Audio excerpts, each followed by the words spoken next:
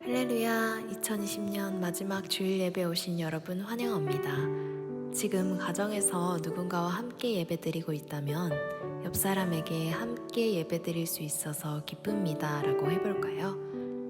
혹은 혼자 예배를 드리고 있다면 하나님 오늘도 예배 자리로 불러주셔서 감사합니다 라고 이야기해볼까요? 여러분의 2020년은 어떠셨나요? 저에게 올 한 해는 기다림의 연속이었어요. 때로는 어떤 결과를 기다리고 사람을 기다리고 하나님을 기다리는 해였습니다. 다 돌아보고 나니 기다림의 시간 속에서도 하나님의 복과 은혜가 넘쳤다고 이제 고백할 수 있네요. 내년에도 분명히 기다림의 시간이 우리에게 주어질 텐데 그 시간 속에서 하나님을 발견하고 누리고 그 안에 거하는 우리가 되기를 소망합니다.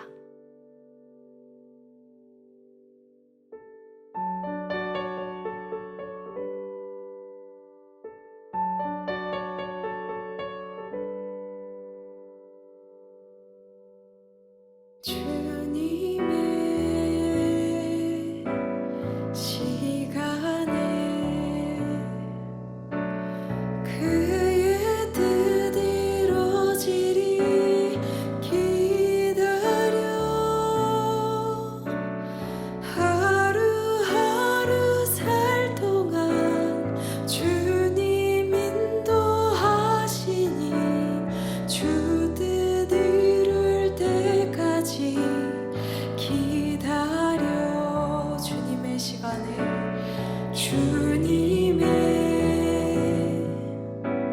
시간에 그의 뜻 이루어지리 기다려 하루하루 살 동안 주님 인도하시니 주 뜻 이룰 때까지 기다려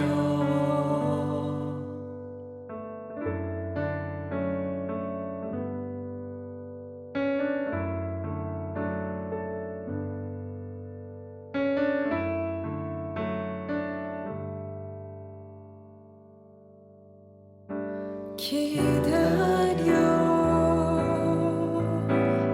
그때를 그의 뜻 이루어지리 기다려 주의 뜻 이루어질 때 우리들의 모든 것 아름답게 변하리 기다려 그때를 기다려 그때를 그의 뜻 이루어지리 기다려 주의 뜻 이루어질 때 우리들의 모든 것 아름답게 변하리 기다려 주의 뜻 이루어질 때 주의 뜻 이루어질 때 우리들의 모든 것 아름답게 변하리 기다려 주의 뜻 이루어질 때 주의 뜻 이루어질 때 우리들의 모든 것 아름답게 변하리 기다려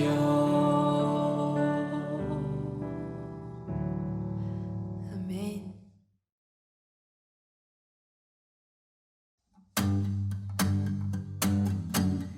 우리 시간, 우리 인생길에 항상 함께 하시는 주님을 찬양하실까요?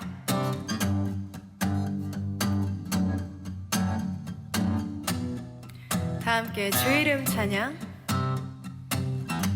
주 이름 찬양 풍요의 강물을 흐르는 부요한 땅에 살 주님 찬양해 주 이름 찬양 거칠은 광야와 같은 인생길 걸어갈 때도 주님 찬양해 모든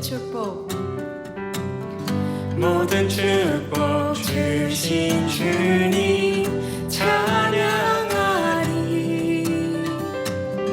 어두운 날이 다가와도 난 외치리 주의 이름을 찬양해 주의 이름을 찬양해 영화로운 주 이름 찬양 우리 2절로 고백하실까요? 주 이름 찬양 햇살이 나를 비추고 만물이 새롭게 될 때 주님 찬양해 우리 가는 길 험할지라도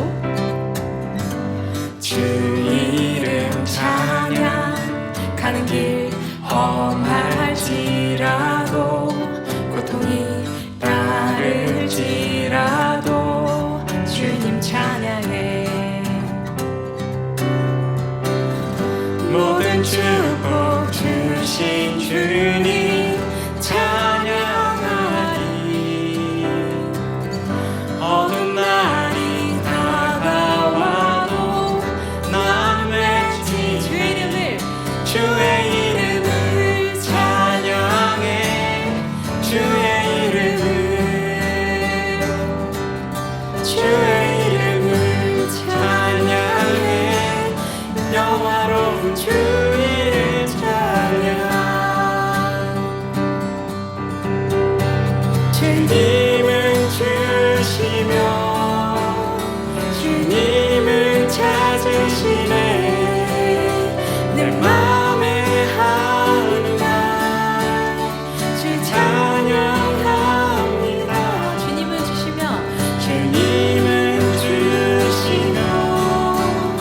주님을 찾으시네 내 맘에 하는 말 주 찬양합니다 주의 이름을 찬양해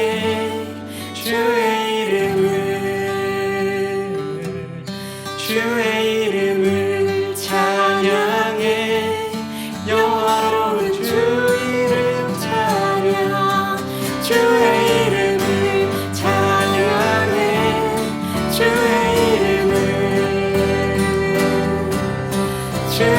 이름을 찬양해 영화로운 주 이름 찬양 할렐루야 주님께 영광의 박수 올려드리겠습니다 아멘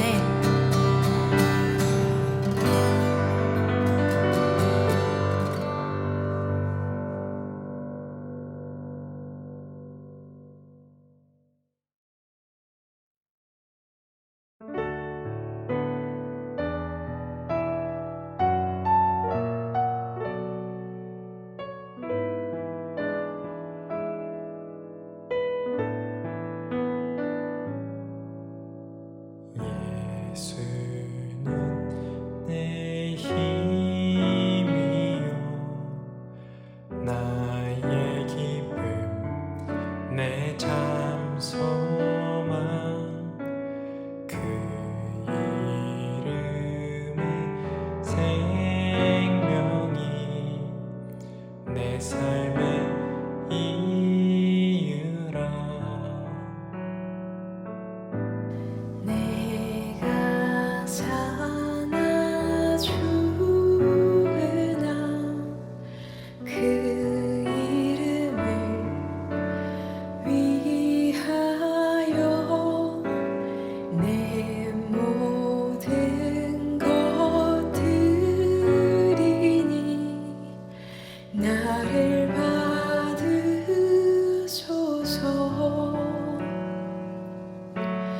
오직 주만 따라갑니다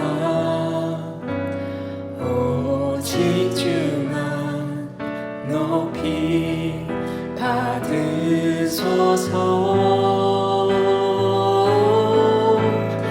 내 평생에 그 이름을, 그의 선하심을 세상에 노래합니다. 그 이름에 크신 능력, 영원한 생명이 내 삶의 이유라.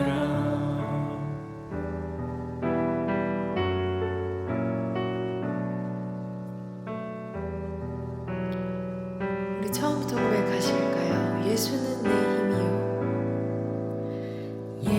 예수는 내 힘이요, 나의 기쁨, 내 참 소망.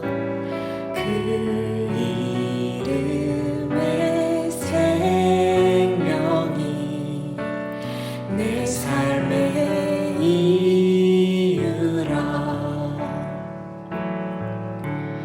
오직 주만 따라갑니다. 오직 주만 높이 받으소서. 내 평생에 그 이름을, 그의 선하심을 세상에 노래합니다. 그 이름에 크신 능력, 영원한 생명이 내 삶의 이유라. 내 평생에 내 평생에 그 이름을, 그의 선하심을 세상에 노래합니다. 그 이름에 크신 능력, 영원한 생명이 내 삶의 이유라. 이 시간 기도하실 때 내 삶의 참 소망이신 주님, 우리가 오직 주님만 붙들고 주님 안에 거하며 살아가게 하소서. 내 평생에 주님만을 노래하고 주님의 말씀만을 붙잡고 살아가길 원한다고 함께 기도하시겠습니다.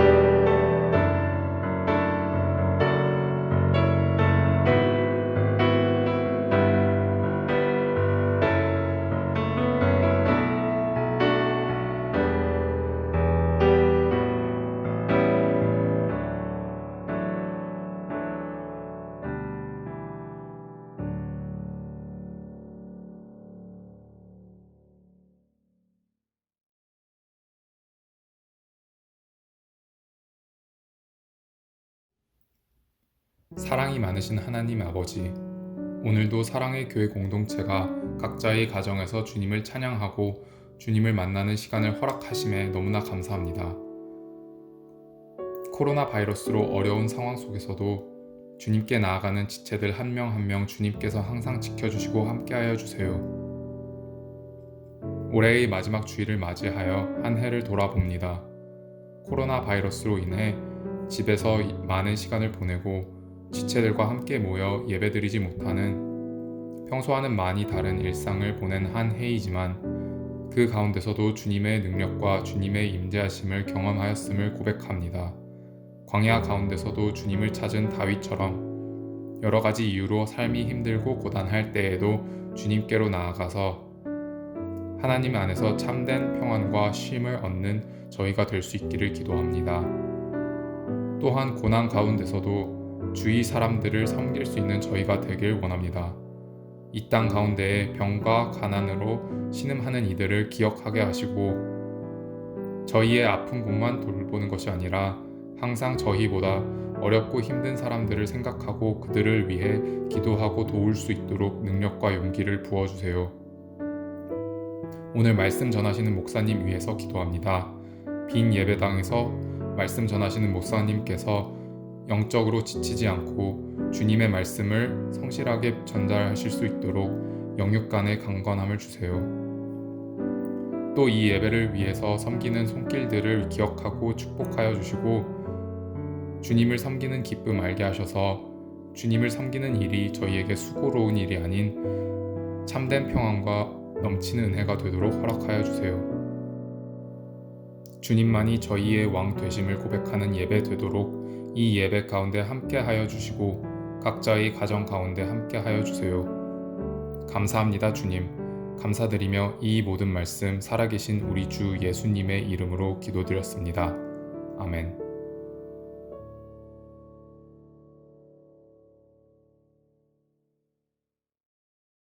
SF 사랑의 교회 온라인 예배를 들으시는 모든 분들을 주님의 이름으로 환영합니다.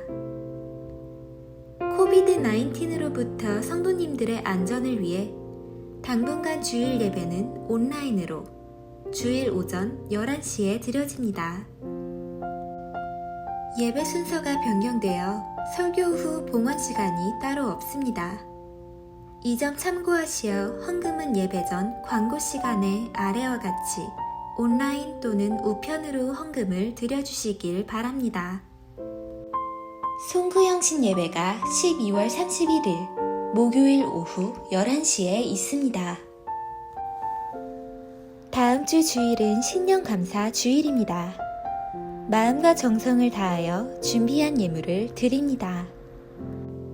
예결산을 위한 공동의회가 2021년 1월 10일 주일 예배 후 오후 12시 30분에 줌 미팅으로 있습니다. 자세한 정보는 각 리더들을 통해 전달될 예정입니다. 1월 날마다 솟는 샘물이 도착했습니다.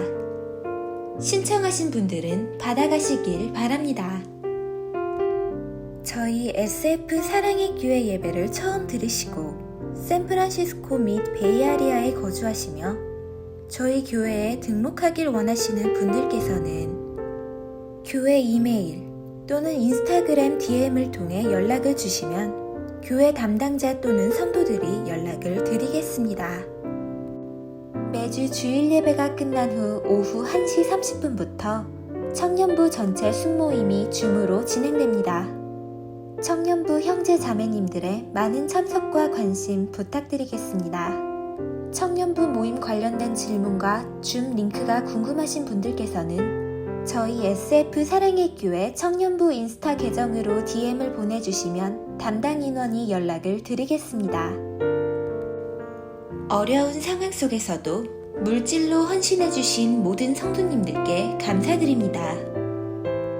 주 안에서 하나된 예배드리는 샌프란시스코 사랑의 교회가 되길 언제나 소망합시다.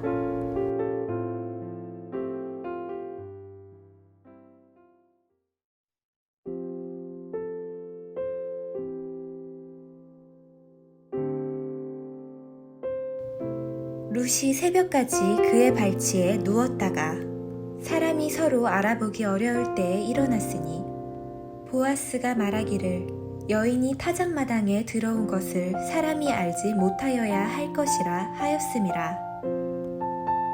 보아스가 이르되 네 겉옷을 가져다가 그것을 펴서 잡으라 하매 그것을 펴서 잡으니 보리를 6번 되어 룻에게 쥐어주고 성읍으로 들어가니라. 룻이 시어머니에게 가니 그가 이르되 내 딸아 어떻게 되었느냐 하니 룻이 그 사람이 자기에게 행한 것을 다 알리고 이르되 그가 내게 이 보리를 6번 되어주며 이르기를 빈손으로 네 시어머니에게 가지 말라 하더이다 하니라. 이에 시어머니가 이르되 내 딸아 이 사건이 어떻게 될지 알기까지 앉아있으라. 그 사람이 오늘 이 일을 성취하기 전에는 쉬지 아니하리라 하니라.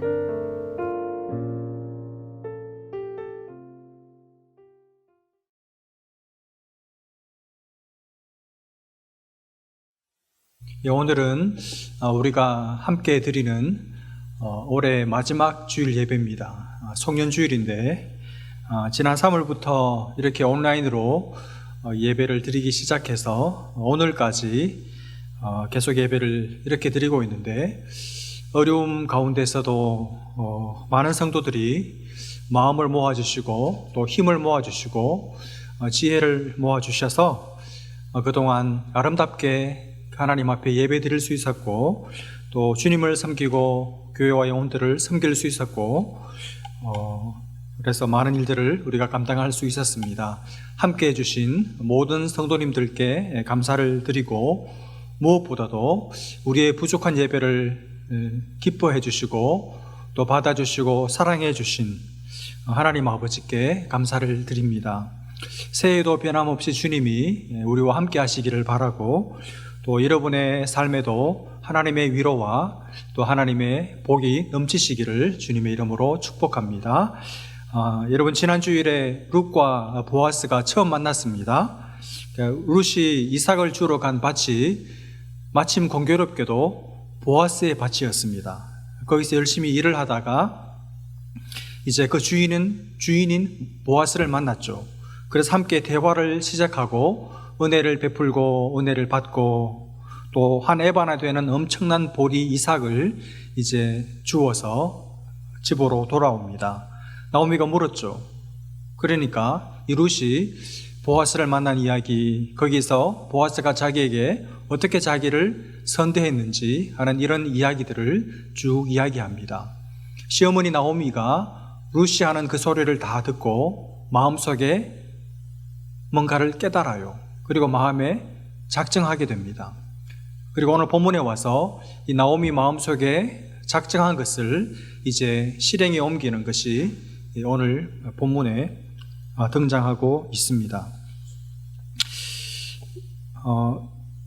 여러분 나오미가 룻을 위해서 어떤 작전을 계획을 하는데 그게 무슨 작전인가 하면 며느리 룻 시집 보내기 프로젝트입니다.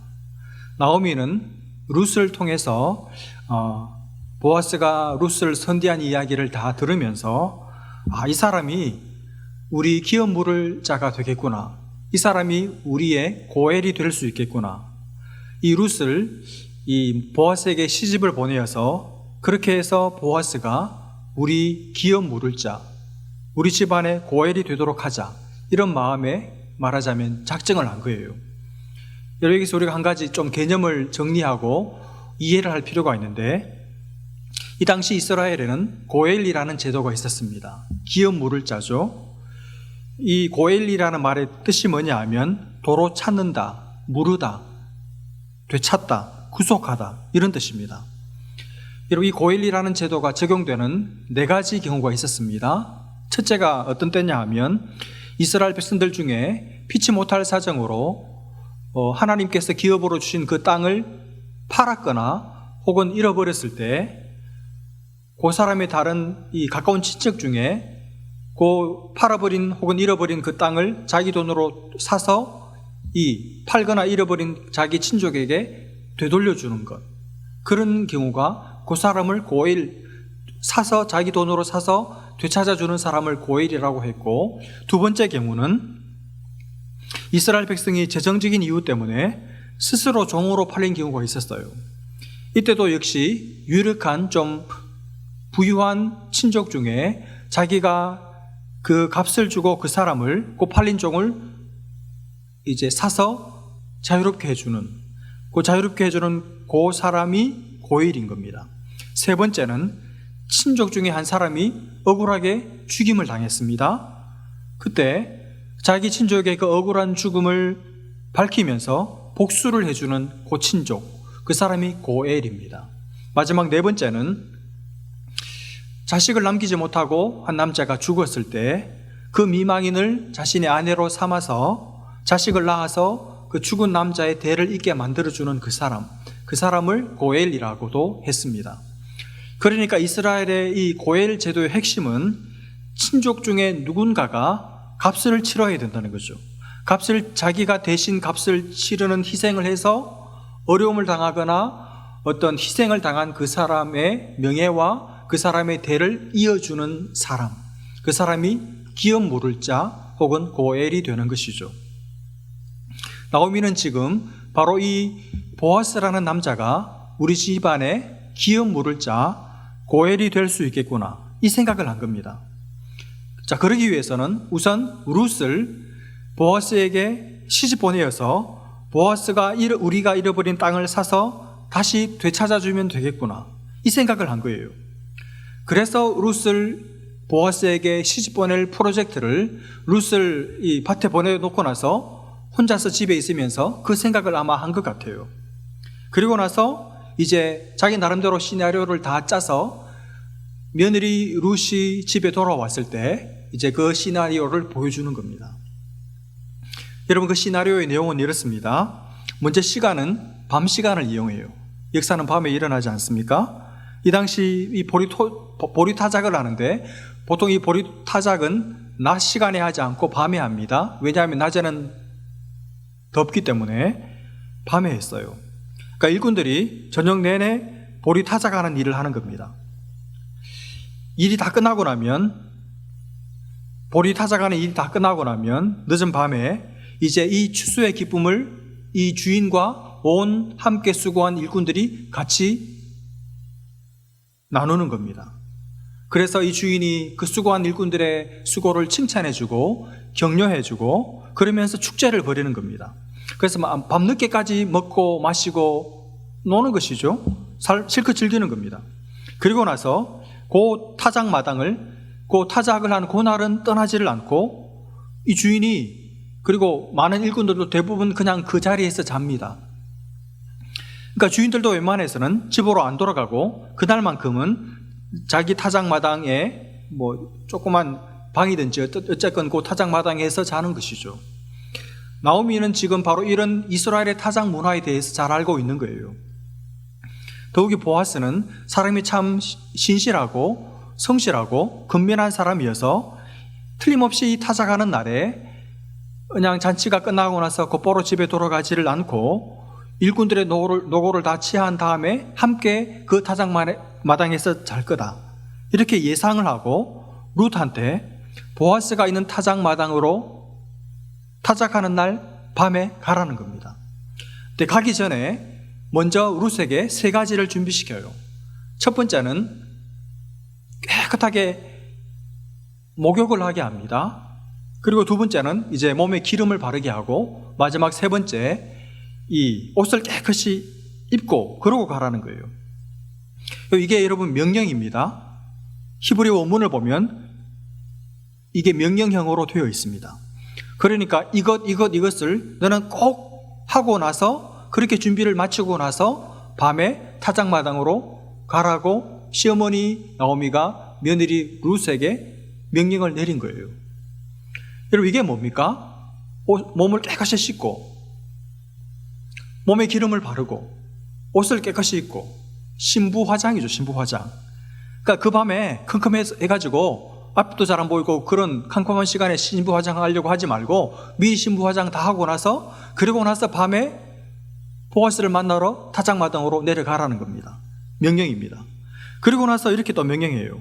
신부 화장 다 끝내고 나서 이제 타작마당에 내려가서는 그 사람이 이 보아스가 먹고 마시기를 다 하기까지 그 사람 앞에 얼쩡거리지 말라 그럽니다.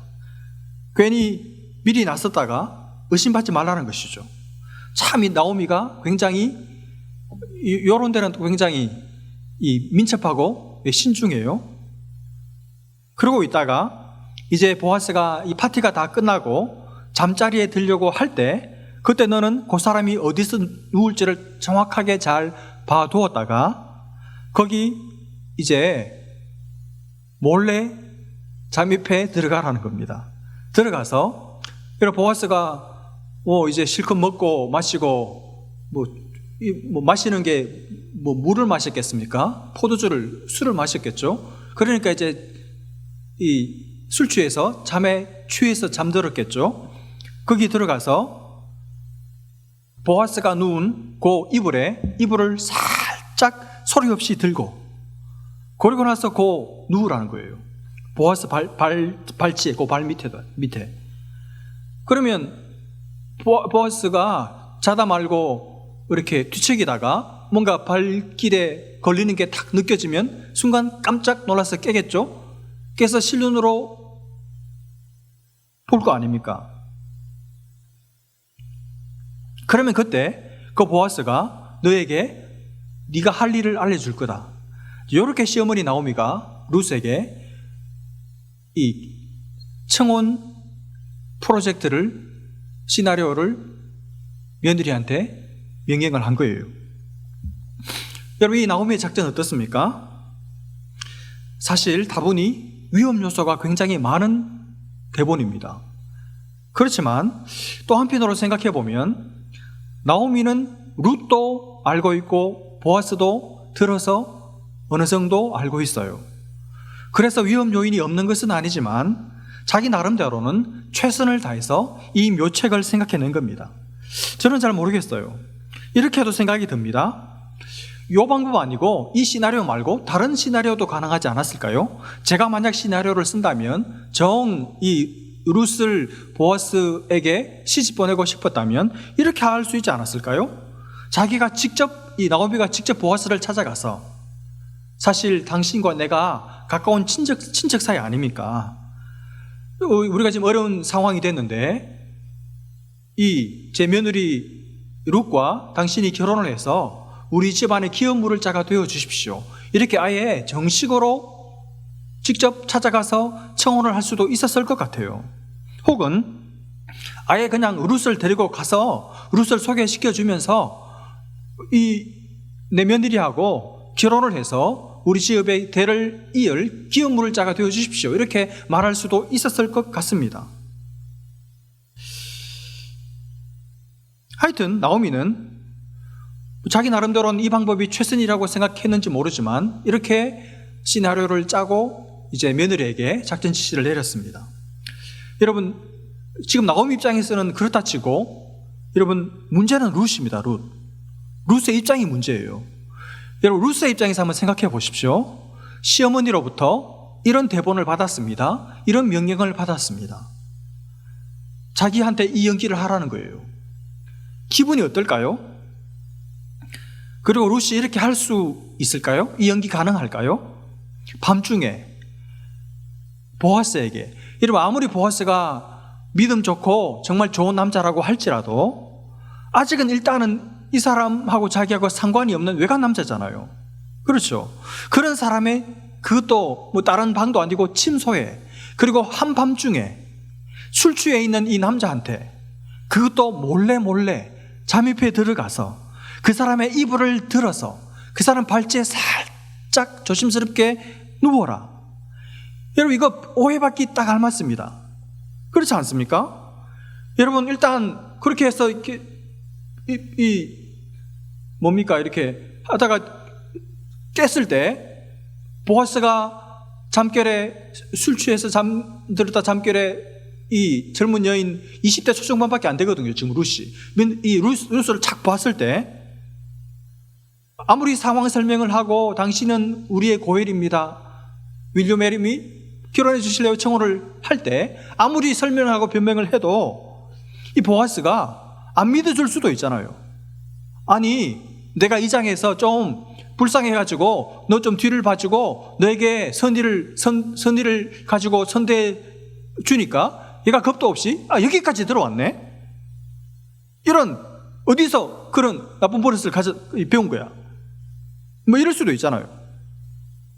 그리고 이 룻이 여러분 아무리 조심조심해서 타작마당에 내려가서 그렇게 있어도 혹시 한두 사람이라도 요 룻의 행색을 보고 좀 수상하게 생각할 수도 있는 거잖아요. 오늘은 이 여자가 평소와 좀 다르네. 화장이 좀 진하네. 입고 있는 옷도 예전과 다르고 몸에서 향긋한 향도 나네. 보니까 평소에는 몰랐는데 인물이 뜯어보니까 괜찮네. 왜일까? 오늘은 무슨 일로 저렇게 진하게 화장을 하고 나타났을까? 이상하게 생각할 수도 있는 거잖아요. 그러다가 정말 혹시 오늘 밤에 우리 주인 여기서 주무실 텐데 혹시 이 여자가 점점점 이렇게 생각할 수도 있는 거잖아요. 이렇게 생각하는 사람이 있을 수 있지 않겠습니까? 그래서 그 사람이 일부러 안 자고 보아스가 들어간 걸 다 보고 나서 일부러 안 자고 혹시 뒤에 뭔가 있을까 싶어서 혹시 일이 어떻게 되나 궁금해서 몰래 숨어 있다가 룻이 보아스 옆으로 가는 것을 봤다면 어떻게 되겠어요? 이거 완전히 룻이 다 뒤집어 쓰는 것이죠. 룻이 부정한 여인이라고 온 베들레헴에 소문이 나는 것이죠. 그러니까 여러분 이 시어머니 나오미가 지금 쓴 이 시나리오 이 내용이 이게 보아스도 의심할 수 있는 상황이고 그 주변에 있는 다른 많은 사람들도 오해하기 딱 좋고 무엇보다도 룻이 여러분 아무리 지금 자기가 남편 없는 과부지만 아직 나이가 젊거든요. 이런 방식으로 시집 가고 싶겠습니까? 그리고 이 청혼 방식이 얼마나 자존심이 상하는 겁니까? 그래도 내가 여잔데 내가 결혼을 한다면 내가 청혼을 프로포즈를 받고 싶지, 내가 그것도 나이도 나보다 30, 30살 정도 많은 그 남자한테 아무리 그 사람이 좋아도 내가 그 사람에게 청혼까지 해가면서 시집갈 이유가 뭐가 있어요? 그것도 내가 마음에 동함이 있어서 하는 것도 아니고 시어머니가 대본을 그렇게 써가지고 시어머니가 시켜서 시어머니 명령으로 한다는 것이 얼마나 자존심이 상하는 일입니까? 여러분 요즘 며느리 같으면 어떻게 하겠습니까? 어머니 뭐라고요? 보자 하니까 너무하신 거 아니에요? 어머니 저도 자존심 있는 여자예요. 모압 여자라고 무시하시는 거예요? 어떻게 저한테 그런 걸 시킬 수가 있어요? 다른 거는 몰라도 그거 못해요. 이럴 겁니다. 여러분 한 발 더 나가는 며느리 같으면 이러겠죠? 어머니 왜 맨날 저한테만 시키세요? 전 그렇게 결혼을 시키고 싶으시면 어머니가 하세요. 어머니는 소리 없어요 발이 없어요. 그럴 수도 있는 거잖아요. 근데 여러분 이 시어머니의 말을 듣고 며느리 룻이 어떻게 합니까? 5절 말씀을 한번 보십시오. 룻이 시어머니에게 이르되 어머니의 말씀대로 내가 다 행하리이다 하니라. 속도 없는 여자 같아요 어떻게 보면. 그러나 사실은 기가 막힌 며느리죠. 어떻게 이럴 수 있는지 모르겠어요. 근데 여러분 이렇게 말만 하고 만 게 아니고 실제로 6절에 보시면 시어머니의 명령 그대로 다 합니다. 참 놀랍죠. 여러분 어떻게 룻이 이럴 수 있었을까요? 룻이 속도 없는 여자라서 그렇습니까? 아니면 시어머니가 무서워서 그랬을까요? 아닙니다 여러분. 룻은 이 시어머니 나오미의 뜻을 그 마음을 알고 있었습니다. 그리고 무엇보다도 이 룻은 시어머니를 믿은 거예요. 시어머니를 신뢰하는 겁니다. 그래서 시어머니가 써온 그 극본 그대로 하나도 수정하지 않고 다 받아서 연기를 하는 겁니다. 이제 룻이 준비를 다 마치고 타작마당으로 내려갔습니다. 가보니까 보아스가 이제 막 먹고 마시고 실컷 즐기고 나서 곡식단 더미 저 끝으로 가서 이제 누워서 잠을 청해요. 그리고 어느새 잠이 들었습니다. 보아스가 잠이 들었을 때 룻이 가만히 살금살금 기어 들어가서 보아스의 발 아래 이불을 살짝 들고 그리고 소리 안 내고 자기 몸을 조용히 눕힙니다. 잠들어 있던 보아스가 자다가 뒤척뒤척 하겠죠. 그러다가 자기 발치에 뭔가가 자기 발에 딱 느껴지는 거예요. 뭔가에서 실눈을 뜨고 딱 보니까 웬 사람이 하나 자기 발 밑에 누워 있는 거예요. 깜짝 놀라가지고 너 누구냐? 하고 물었습니다. 그때 룻이 보아스에게 이렇게 대답해요. 9절 말씀에 이르되 내가 누구냐 하니 대답하되 나는 당신의 여종 룻이오니 당신의 옷자락을 펴 당신의 여종을 덮으소서. 이는 당신이 기업을 물을 자가 됨이니이다 하니.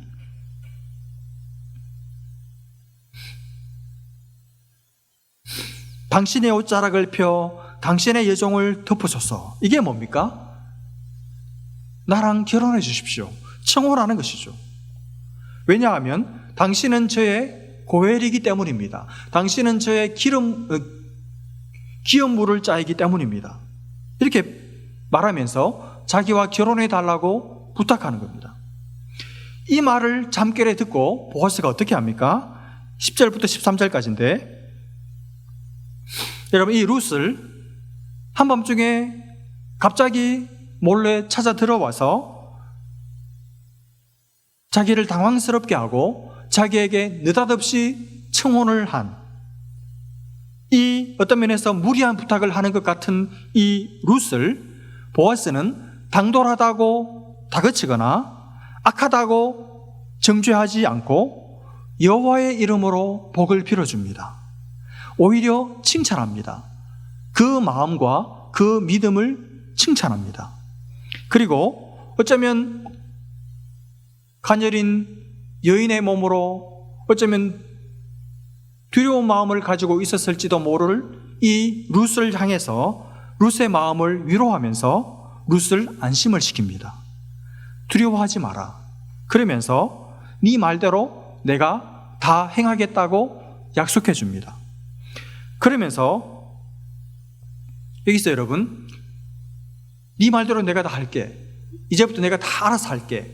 이렇게 그냥 두루뭉실하게 말하고 끝내지를 않아요. 현실적인 그리고 절차상의 문제가 있다는 것을 그대로 밝히고 그 문제도 내가 날이 밝으면 잘 처리해 보겠다고 남아있는 한 가지 문제를 짚고 말해줍니다. 그래서 그 절차가 잘 마무리되면 그때서야 비로소 내가 너에게 고엘이 되어주겠다고, 내가 너의 기업 물을 자가 되어주겠다고 청혼을 받아들이겠다고 약속합니다. 여러분, 참 이 보아스라는 남자가 바르고 지혜롭고 신중하고 절차를 알고 그 절차를 무시하지 않고 시간이 걸리더라도 그 절차를 다 밟고 깔끔하게 일을 처리하는 사람이라는 것을 볼 수가 있습니다. 우리는 그러죠. 밤에, 캄캄한 밤에 또 음주운전해서 사람 다치게 한 사람들이 흔히 그러죠. 술 마셔서 몰랐다고, 술김에 내가 깜빡했다고 치사하게 자기가 술 마셔놓고 술에다가 변명을, 핑계를 늘어놓습니다. 참 비겁하고 치사한 짓이에요. 보아스를 보십시오. 잠결이었지만 약속합니다. 자기 이름을 걸고 약속합니다. 그리고 바로 그 다음 날 아침이 되어서 약속한 것을 그대로 다 지켜 행합니다. 이게 여러분 성도입니다. 이렇게 사는 사람들이 그리스도인들입니다. 그리스도인들은 약속한 것은 반드시 지켜야 합니다. 그리스도인들은 자기가 한 말을 실행하는 사람이에요. 그리스도인들은 믿을 만한 사람이 되어야 됩니다. 그리스도인들은 믿음이 가는 사람, 신뢰할 만한 사람이 되어야 합니다. 여러분, 우리가 보아스에게서 이걸 배워야 됩니다. 약속은 잘해요. 그런데 안 지켜요. 그러면 안 되죠. 여러분, 마음만 뜨거워서는 안 됩니다. 불쌍한 마음을 가지고 있어서만 되는 것이 아닙니다. 필요한 절차가 있으면 그걸 정확하게 잘 파악을 해서 정확하게 이해하고 알고, 그리고 귀찮더라도 그 절차를 하나하나 끝까지 다 밟아야 돼요. 그래야 나중에 뒷말이 나오지 않아요. 그래야 나중에 뒤탈 생기지 않습니다. 뒤탈이 없도록 일을 깔끔하게 처리하는, 모든 일을 할 때 주님께 하듯이, 주께 하듯이 하나님을 섬기듯이 여러분이 여러분의 삶의 일상에서 큰 일뿐 아니라 작은 일이라 할지라도 여러분보다 아랫사람에게 하는 일이라 할지라도 주님께 하듯이 주님을 섬기듯이 그렇게 하셔야 돼요. 장사를 해도 정말 정직하게, 정말 깨끗하게, 정말 양심적으로 음식을 만들어도 이 고객들을 그냥 내게 돈을 갖다 바치는 그런 사람이 아니라 주님을 섬기듯이 주님께 내가 음식을 대접한다는 그런 마음으로 샌프란시스코에서 소문이 나야 합니다. 정말 깨끗하고 맛있게 그래야 됩니다. 엉뚱하게 전혀 다르게 소문나는 것은 그 사람은 믿는 사람으로서 엉터리예요. 여러분, 이런 것을 여러분 몸에 익히셔야 됩니다. 절차를 밟아서 뒷말 나오지 않게 뒤탈 없게 모든 일을 절차를 따라서 절차를 다 밟고 모든 일을 작은 일이라 할지라도 주님께 하듯이 하는 것을 지금 몸에 배게 익히셔야 합니다. 여러분, 지금 보아스가 말하는 하나 남은 그 절차가 뭐냐 하면 자기가 지금 루스의 너 말대로 내가 너의 기업 물을 자가 내가 너의 고혈이 되어 주고 싶지만 그냥 내가 그 마음이 있다고 해서 바로 덜컹할 수 있는 게 아니라는 거예요. 왜냐하면 이 기업 물을 자가 고혈이 되기 위해서 자기보다 우선순위에 있어서 자기보다 먼저인 우선인 앞선 사람이 한 사람이 더 남아있다는 겁니다.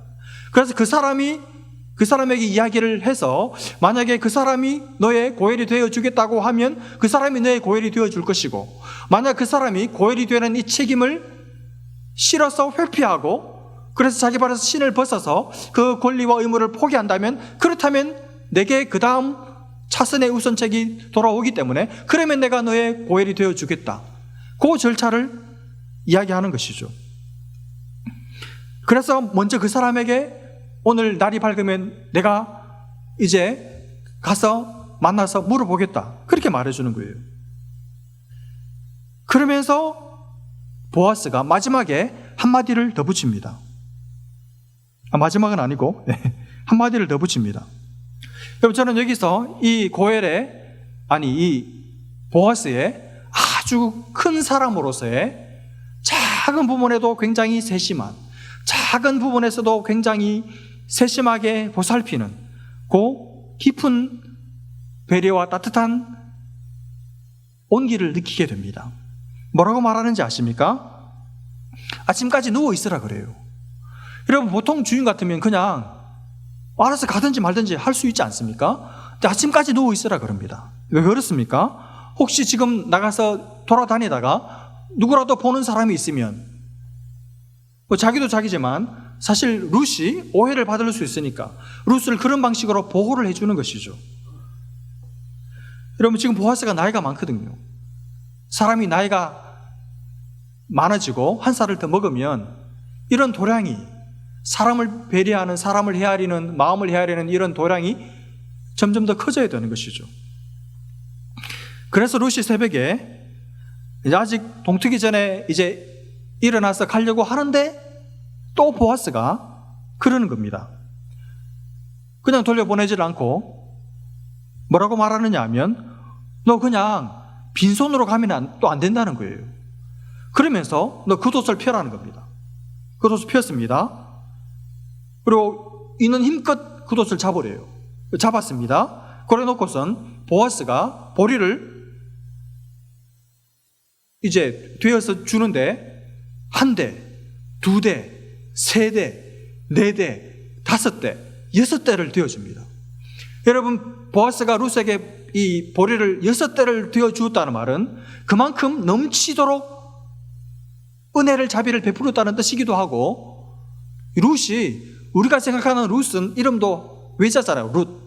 그러니까 왠지 몸도 왜소하게 느껴지지만 실제로는 그렇지 않습니다. 우리가 2장에서 제대로 못 살펴봤지만 그날 하루 동안 이 룻이 거두들인 이삭이 한 에바가 됐거든요. 20리터가 넘어요. 20리터가 넘게 수확한 것도 대단한 거지만 그거를 찌고 간 것은 외소해서는 할 수 없는 일이에요. 야리야리해서는 할 수 없는 일입니다. 그러니까 룻이 굉장히 건장한 현숙한 여인이었다는 것을 알 수 있죠. 여기서도 보아스가 아마 그걸 알았던 것 같아요. 이 여인이 힘센 여인이라는 것을 알았던 것 같아요. 그러니까 한두 대 주고 만 것이 아니고 충분히 6대는 주고 갈 수 있어. 그래가지고 6대를 쥐어준 것이죠. 참 이 보아스의 마음 씀씀이가 남다르죠. 룻이 이제 그 6대를 짊어지고 힘차게 집에 돌아갔습니다. 시어머니 나오미가 아마 밤에 잠을 잤겠습니까? 잠도 제대로 못 자고 룻이 돌아오기를 기다렸겠죠. 돌아오자마자 붙들고 묻습니다. 어떻게 됐냐? 일 잘 치렀냐? 그러니까 룻이 자초지종을 다 설명을 합니다. 그 말을 다 듣고 이 나오미가 이렇게 말합니다. 이제 우리 할 일을 다 했으니 이제 앉아있자. 이제 기다려보자. 이제는 보아스가 일할 것이다. 그러면서 아주 중요한 말을 마지막에 이렇게 남깁니다. 그 사람이 오늘 이 일을 성취하기 전에는 쉬지 않을 거다. 쉬지 않고 이 일을 이루기 위해서 일할 거다. 무슨 확신을 가지고 이렇게 말했는지는 모르지만 보아스가 룻에게 그렇게 말해줘요. 이게 오늘 본문의 내용입니다. 여러분, 저는 오늘 본문의 내용을 가지고 간단하게 두 가지만 좀 교훈을 받으려고 합니다. 첫 번째로, 여러분, 지난 주일에 제가 보아스는 예수님의 예표라고 했죠. 예수님을 많이 닮은 사람이라고 했죠. 오늘 이 보아스는 우리에게 끝없이 은혜를, 그리고 넘치도록 은혜를 베풀어 주는 존재로 우리 앞에 서 있습니다. 여러분, 우리 주님은 은혜를 갈급해 찾아 나온 당신의 자녀들에게 풍성한 은혜와 끝없는 긍휼을 베풀어 주신다는 사실을 다시 한번 기억했으면 좋겠습니다. 지금 룻이 어떤 면에서 여인으로서 부끄러움을 무릅쓰고 수치를 무릅쓰고 보아스에게 그야말로 은혜를 구하기 위해서 밤에 찾아간 거잖아요. 어쩌면 그 마음에 조금의 수치심 혹은 두려운 마음이 있었을지도 모르겠습니다. 혹시 보아스가 나를 부정한 여인으로 보지 않을까? 혹시 이 보아스가 나를 매몰차게 내치지는 않을까? 내게 모욕을 주지는 않을까?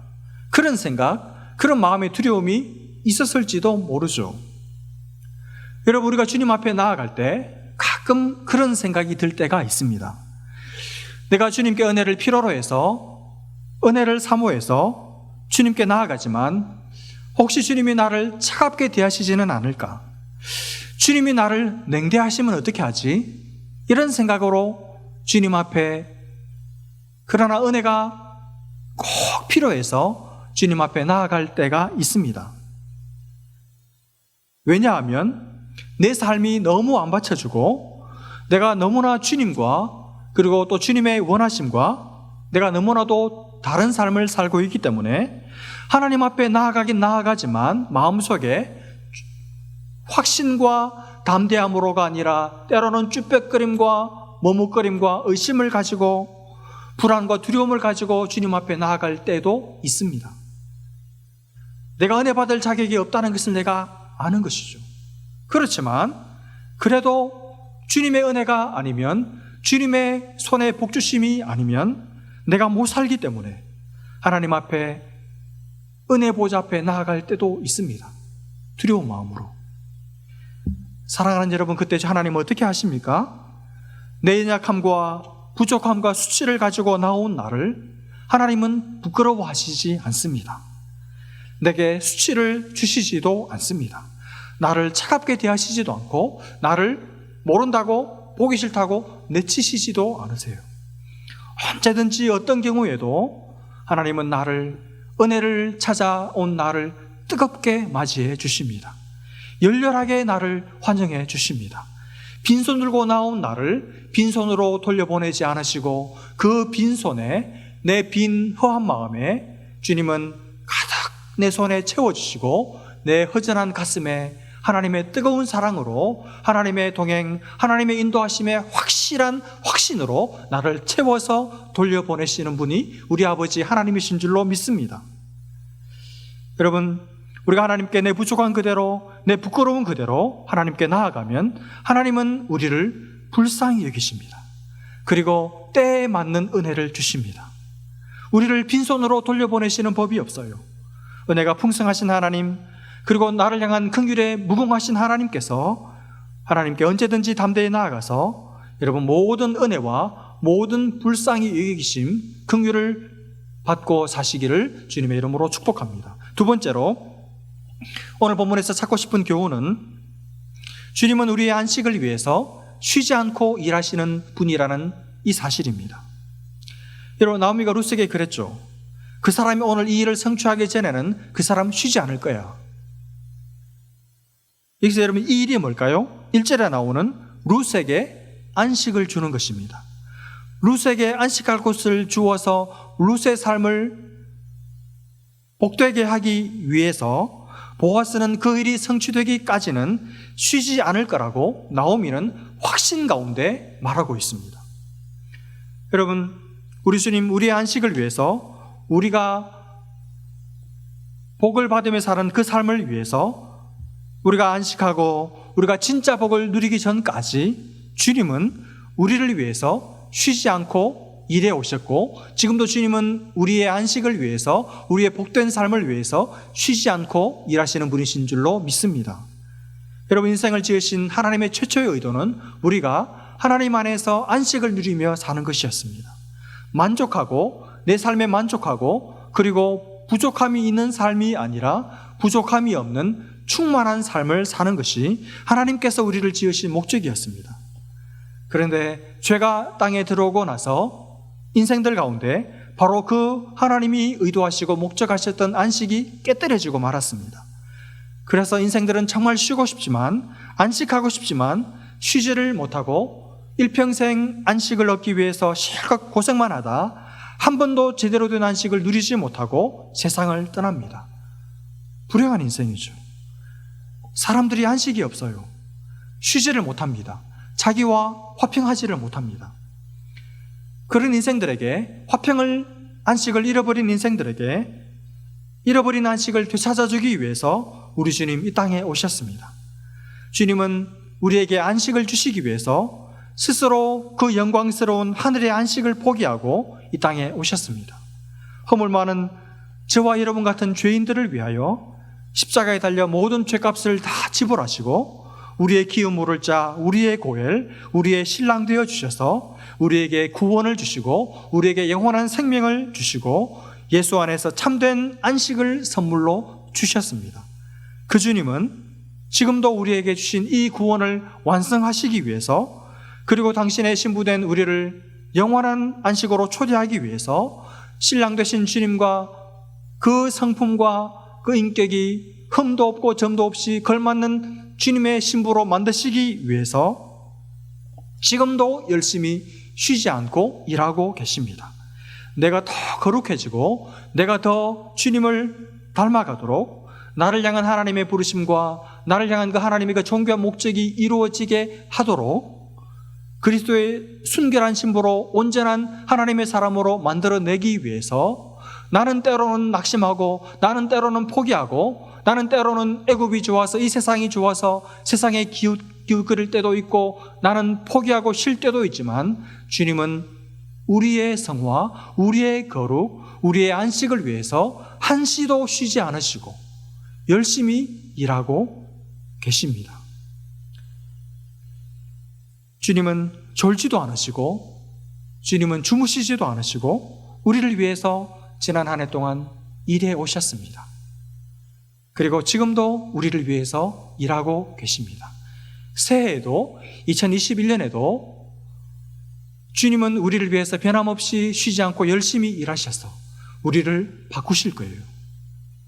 여러분, 보아스가 희생하고 보아스가 열심히 뛰어다니면서 그 자기보다 우선순위에 있어서 앞서는 그 사람을 만나서 그 사람에게 의견을 묻고 이런 모든 일들을 보아스가 다 했지 룻은 사실은 할 수 있는 것이 아무것도 없었습니다. 그냥 집에서 기다리고만 있었습니다. 보아스가 열심히 일함으로 룻이 안식을 얻게 된 것처럼 주님이 우리를 위해서 자신의 목숨을 버리시고 목숨을 바꾸어서 한 그 사랑 때문에 그 주님의 열심히 일하심으로 우리가 이만큼 거룩해진 것이고 우리가 지금 이 쉼을, 안식을 얻게 된 것이죠. 여러분, 올 한 해를 돌아볼 때 정말 많은 성도들이 주님을 사랑하고 교회를 사랑함으로 정말 열심히 섬겨주셨습니다. 너무너무 감사해요. 그러나 사랑하는 여러분, 사실은 우리가 한 수고와 우리가 한 노력과 우리가 한 열심보다, 우리가 한 어떤 일보다 사실은 주님이 우리를 위해서 정말 열심히 쉬지 않고 지난 한 해 동안 우리를 위해서 열심히 일해 오셔서 오늘의 우리가, 오늘의 우리의 가정과 오늘의 우리의 교회가 있게 된 줄로 믿습니다. 여러분, 이 사실을 우리가 송년주일을 보내면서 우리 마음속에 꼭 기억했으면 좋겠습니다. 그 귀하신 주님, 우리의 지난 한 해를 이렇게 아름답게 만들어 오신 그 주님께서 우리의 남은 삶 가운데도 앞으로의 우리의 교회에 가는 앞길 위에도 변함없이 쉬지 않고 열심히 일해 주실 줄로 믿습니다. 그게 우리의 소망이죠. 사랑하는 여러분, 주님만이 우리의 소망이십니다. 주님만이 우리를 위해서 영원토록 일하실 수 있는 분이십니다. 주님 외에는 여러분을 위해서 목숨까지 바쳐가며 일해 줄 수 있는 사람이 여러분 아무도 없어요. 부모님, 배우자, 자식이 아무리 여러분을 사랑해도, 그래서 정말 여러분을 위해서 목숨을 버리고 싶어도 마음은 그래도 그렇게 할 수가 없습니다. 그렇게 할 수 있는 마음과 그렇게 할 수 있는 의지와 열심과 능력을 가지고 계시는 분은 오직 우리 구주 예수 그리스도밖에 없는 줄로 믿습니다. 여러분, 한 해를 마무리하면서 삶의 모든 무거운 짐을 가지신 분들, 그 예수님께로 가십시오. 예수님 앞에 가서 그분 앞에 여러분의 모든 짐을 풀어놓으십시오. 다시 여러분에게 그 짐을 짊어지우시지 않으실 거예요. 새로운 짐을 지워주실 것입니다. 주님 지워주시는 짐, 그 십자가의 짐, 헌신의 짐, 희생의 짐, 직분의 짐, 그러나 그 짐은 주님이 새롭게 여러분에게 지워주시는 그 짐은 무겁지 않고 여러분 가벼울 것입니다. 그 짐을 졌는데 이상하게 원망이 나오는 게 아니라, 이상하게 불평이 나오는 것이 아니라, 무겁다고 허걱대는 소리가 나오는 것이 아니라, 이상하게 여러분 속에서 짐을 지고 있는데도 노래가, 찬송이 나오게 될 줄로 믿습니다. 사랑하는 여러분, 주님은 날마다 우리 짐을 대신 지시는 분이십니다. 우리에게 참된 쉼을, 참된 안식을 주시는 분이 우리 주님이십니다. 우리 모두가 이 주님께 우리 모든 짐을 다 맡기고 주님 주시는 참된 안식을, 참된 평안을 경험하며 사는 우리 모두 될 수 있기를 주님의 이름으로 축복합니다. 같이 기도하겠습니다. 시간 같이 기도할 때 한 해 동안 우리의 삶에, 우리 가정에, 우리 자녀들에게 또 우리 교회에 은혜를 베풀어 주신 주님께 감사하는 기도를 드렸으면 좋겠고, 또 새로운 하나님의 은혜를 구했으면 좋겠습니다. 주님, 제 빈손에, 제 빈 마음에 하나님 은혜를 부어주십시오. 그리고 우리를 위해 올 한 해 쉬지 않고 일하신 주님께 감사했으면 좋겠습니다. 그리고 내 삶을, 우리 가정을, 우리 자녀들을, 우리 교회를 위해서 쉬지 않고 일해 주셔서 주님의 영생을 더 담게 해달라고 그렇게 기도했으면 좋겠습니다. 새해에도 하나님의 변함없는 인도하심이, 변함없는 하나님의 열심이 우리를 아름답게 빚어주시고 바꾸어주시고 만들어달라고 이 시간 함께 기도하겠습니다. 함께 기도합니다. 하나님 아버지, 은혜를 감사합니다. 하나님, 보아스의 그 열심으로 말미암아 룻이 안식을 얻고 또 메시아의 조상이 되는 놀라운 복을 받았던 것을 기억합니다. 하나님, 지난 한 해 동안 하나님, 우리의 게으름과 또 우리의 범죄함과 또 우리의 연약함 다 아시면서도 우리를 내치지 않으시고 은혜를 거두지 않으시고 일양 미쁘심으로 은혜를 베풀어 주셔서 오늘 이 한 해의 마지막 예배를 하나님 앞에 드리게 하신 것 감사하고, 주님, 우리에게 하나님 은혜를 더하여 주셔서 우리의 빈손에 하나님의 복이 가득하게 채워지는 놀라운 은혜 있게 하여 주옵소서. 수고한 모든 종들에게 하나님의 복과 위로를 더해 주시고, 하나님 새해에도 주님을